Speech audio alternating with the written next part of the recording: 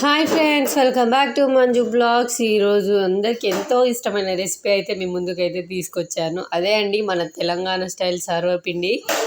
ముందుగా ఒక బియ్యం పిండి తీసుకోవాలి. అందులో కొద్దిగా కరివేపాకు, జీలకర్ర, అల్లం వెల్లుల్లి పేస్ట్ వేసుకొని మేము ఆనియన్స్ అయితే ఒకటైతే తీసుకొని అయితే కోస్తున్నాము. చూడండి, ఇవి చిన్నగా ఉన్నప్పుడు అయితే మంచిగా చాలా ఇష్టంగా తినేవాళ్ళము. స్కూల్ నుంచి వచ్చేసరికి అమ్మ చేసి పెట్టేది. ఇక మార్నింగ్ ఉన్నట్లయితే దాన్ని అయితే మంచి ఛాయలు వేసుకొని మరీ తినేవాళ్ళము. మరి మీలో ఎంతమందికి సర్వపిండి ఛాయలు వేసుకొని తినే అలవాటు ఉందనేది కామెంట్ బాక్స్లో కామెంట్ చేయండి. ఇందులో కొద్దిగా సరిపడా సాల్టు, కారం అయితే వేసుకొని పిండి ముద్దలాగా బాగా కలుపుకోవాలి. కలుపుకొని ఒక 5 to 10 minutes అయితే పక్కన పెట్టుకోవాలి. ఇప్పుడు అందరు డిఫరెంట్ స్టైల్గా చేస్తున్నారు కదా, మేమైతే విలేజ్లో ఎలా చేస్తాము అనేది చూపిస్తున్నాను మీకు. ఇదైతే నార్మల్గా చాలా టేస్టీగా ఉంటుంది. నాకైతే సర్వపిండి అంటే చాలా ఇష్టము. అమ్మ ఎప్పుడు చేయమన్నా కానీ ఎప్పుడు సర్వపిండి అయితే చేసి పెట్టేది. ఇక అమ్మ ఎలాగ పనికి పోయి వచ్చేసరికి ఇబ్బంది పడుతుంది అని చెప్పేసి అమ్మని చూసి నేను కూడా నేర్చుకున్నాను. నాకైతే చాలా ఇష్టం. మా నాన్న వాళ్ళు కూడా చాలా బాగా తింటారు.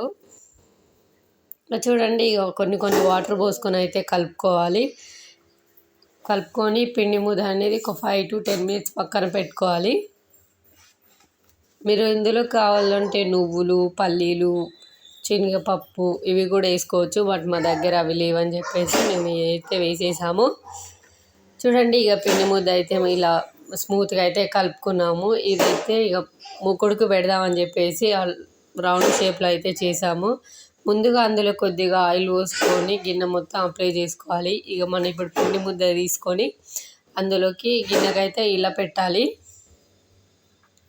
చూడండి, మందంగా పెట్టినాం అనుకో పిండి పిండి ఉంటుంది. సో ఇలా పల్చగా పెట్టుకోవాలి. అట్లయితే మంచిగా సర్వప్ అనేది మంచిగా కాలి సూపర్ టేస్టీగా ఉంటుంది. చూడండి, ఇలా పల్చగా ఉతుక్కోవాలి గిన్నెకు. నాకైతే చాలా ఇష్టము. ఇప్పుడు చాలామంది డిఫరెంట్గా చేస్తున్నారు కదా, ఎలా చేసినా కానీ సర్వపిండి అయితే సూపర్ టేస్టీగా ఉంటుంది. చూడండి, ఇక మేము గిన్నెకు పెట్టుకోవడం అయితే అయిపోయింది. ఇలా మధ్యలో ఇట్లా పెట్టాలి. మంచిగా కాలిందా లేదని మనకు కనిపిస్తుంది. అలా అమ్మ వాళ్ళు కూడా పెట్టేవాళ్ళు. సో నేను కూడా అలాగే పెడుతున్నాను. నాకు ఇలా పెట్టడం అని ఇష్టం అని చెప్పేసి నేనైతే చాలా ఎక్కువనే పెట్టేశాను. ఇక ఒక గిన్నె అయితే పెట్టేసాము.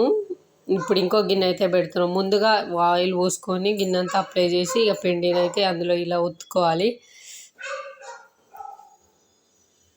చూడండి, పిండి ఒక గిన్నె అయితే పెట్టేసాము.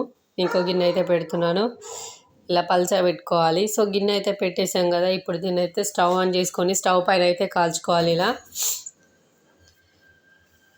ఇలా మీడియంలో కొద్దిసేపు ఒక 5 to 10 minutes ఉంచినాక ఇలా చుట్టుపక్కల అయితే మంచిగా కాల్చుకోవాలి. చూడండి, సర్వపిండి అయితే వన్ సైడ్ అయితే కాలిపోయింది. ఇప్పుడు ఇలా గిన్నెని మొత్తం ఇలా చుట్టూ తిప్పుకుంటూ కాల్చుకోవాలి.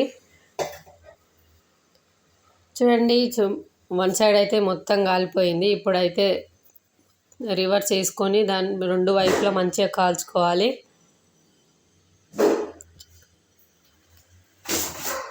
అది తీస్తుంటే అయితే అది నాకు చెయ్యి కాలుతుందని చెప్పేసి గంటెతో అయితే తీసాను. చూడండి, ఇప్పుడు వన్ సైడ్ అయితే కాలిపోయింది. ఇప్పుడు 2 sides కూడా కాలుతుంది. చూడండి, ఒక గిన్నె కాలిందని చెప్పేసి ఇంకో గిన్నె అయితే పెట్టుకున్నాను. ఇప్పుడు కాల్చిన సర్వప్పని అయితే గిన్నెలోంచి అయితే తీస్తున్నాను. చూడండి, తెలంగాణ స్టైల్లో సర్వపిండి అయితే రెడీ అయిపోయింది. మరి మీలో ఎంతమందికి ఇష్టమో కామెంట్ చేయండి. మా వీడియో నచ్చినట్లయితే లైక్ చేయండి, షేర్ చేయండి, సబ్స్క్రైబ్ చేయండి. Okay friends, bye.